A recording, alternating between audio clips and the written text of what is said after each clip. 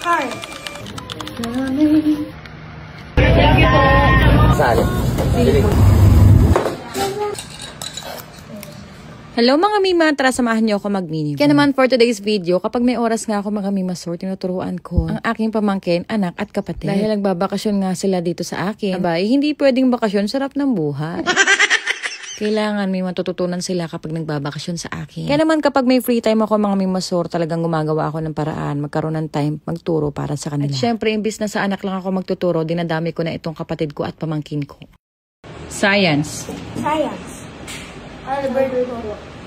Algebra. After nga mag-lesson mga ako naman nagpapak at tinulungan naman ako nitong aking pamangkin na babae. At syempre kailangan na rin itong ma-deliver at ma-pick up ito mga Mima. So, for the packing tayo agad-agad dyan. Buti na nga lang tinulungan ako ng aking pamangkin. Kung ako mag-isa niyan, sobrang tagal ko bago natapos sa mga yan mga Mima.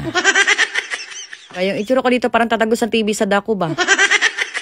Salamat kaayo mga Mima sa mga nabili sa aking mga paninda. Salamat sa pagsalik sa aking produkto mga Mima. Sorahan. Hindi man kalakihan ng kita, ang mahalaga meron tayong kinikita. Anyway, pupunta nga ako ngayon sa palengke. Isasama ko ang aking pamangkin na babae. Siyempre, bago tayo pumunta ng palengke, kailangan ko muna mag-sunscreen. Itong sunscreen You're Glowing.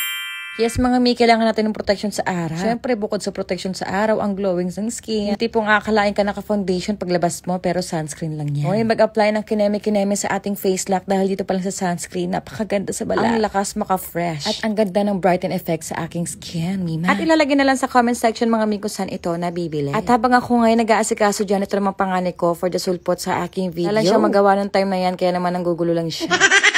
Nga pala ang outfit natin sa pamamalengke mga Mima. Siyempre lahat ng suot ko sa paninda ko lang yan galing. Diba? Sarap din talaga magkaroon ng ukay-ukay. Sarili ka na din pamorma.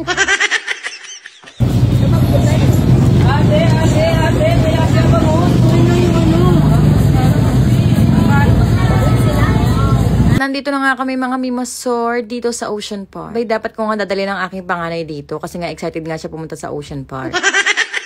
Bay, dahil nagmamandali na rin din ako, hindi ko na nga lang din siya naisama. Etong pamangkin ko na lang itutur ko dito sa palengke. Siyempre, pag ako namamalengke, hindi pwedeng walang isda. Bumili nga ako, Mima, ng bangus, ang dalawang malaki, at bumili na rin ako ng 8 pirasong tilapia. At siyempre, nadaanan ko nga itong galunggong mga Mima Sort. Kaya naman napabili na rin ako niya ng lalaki at babae. Anyway, question lang mga Mi. Dito ako naguguluhan. Magkaiba ba yung lasa ng galunggong na lalaki at galunggong na babae? Medyo nako-confuse lang ako kasi tinanong ako ni Kuya. Dahil magkaiba daw yan, sabi ni Kuya. Pero pares lang silang galunggong. Kaya naman sinabi ko, sige Kuya, pagsamahin mo na yung babae at lalaki. Sobrang tagal ko na kasi hindi nakakabili ng isda. Ito yung chance kong mamalengke kasama itong aking pamangkin. Nag-ask nga ako sa pamangkin ko kung ano yung gustong-gusto niya pagdating sa Siyempre, ang sagot niya, paborito daw niya, iso na manok. Kaya naman sabi ko sa kanya, sige, bibili ako ng iso na manok. Uulamin natin, mag-iihaw tayo sa bahay. Para Anli.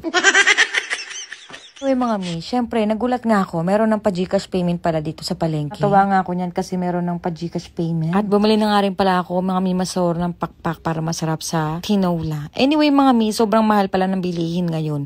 Mas mahal pa yung gulay kaysa sa mga karne. Yung tipong konti palang gulay mo, naka 1.5 ka na agad. Kaya napakahirap din mag-budget pagdating sa mga pagkain, mga Mima. Dahil nagtaas nga ang presyo ng mga gulay, mga Mima. Yung tipong dati makakapag-imba ka ng gulay kasi mura. Ngayon hindi na siya mura. Mas mura na ang bilihin ng karne kaysa sa gulay. Naman bumili na lang ako yung mga gulay na hindi agad masisira kapag na-stock ng mga tatlong araw. Kaya naman munting paalala lang by vlogging ina. Sa mga lalaki o sa mga Mr. June, mga asawa niyong babae ang nagbabudget sa loob ng bahay. Lalo na sa mga pang-araw-araw na pagkain. Abay, please lang, wag niyo silang gigipitin. Dahil hindi ganun kadali ang mag-budget sa araw-araw na pangangailangan tulad ng pagkain. Lalo na yung gusto mong may papakain na mas masustansya sa iyong anak. Tigil mo yung pagigipit mo na yan sa asawa mo. Hanggang maputol yung daliri mo. Kaya naman kita nyo dyan mga Mi. Abay, napakabilis ng pera. 40 pesos na lang ang natira. Kaya okay lang. Ang mahalaga nakapag-stock ka ng pagkain. At masusustansya pa yung mga nabili tulad nitong mga gulay. Nagtira ako na saktong pamasahin namin pa uwi. Baka maglakad pa kami eh.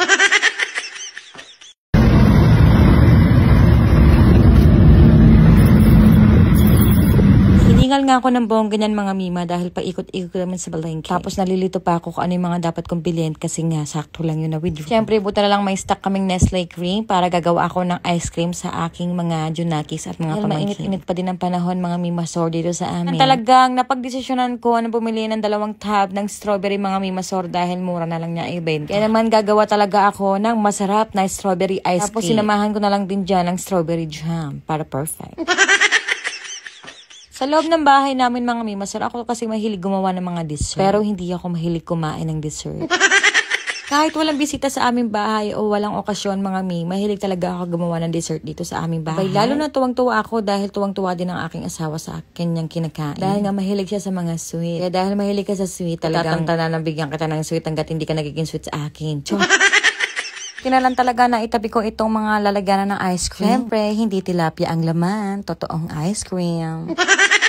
Grabe, dati-rati, lagi ako pinaprank ng mga tito. Yung tipong bibigyan nila ako ng gantong lalagyanan ng ice cream pero ang laman ay tilapia. Tuwang-tuwa nga tong anak ko at pamangkin ko dahil natikman nila yung ice cream kahit hindi pa malamig. Ito na pala ang itsura ng ice cream ko, mga mima. Isang buong araw ko yan binabad sa freezer at ito na ang kinalabasan. Kaya naman napapabilis ng kain ng aking mga anak, aking pamangkin at kapatid. Dahil pagtapos mo kumain, ikaw mapapa-ice cream. Mga mi, subukan din ninyo at ito. Masustansya pa dahil talagang purong prutas ang ilalagay mo dyan. Kaya naman mga mima, ito lamang po for today's video. Maraming salamat sa mga sumusuporta. Thank you!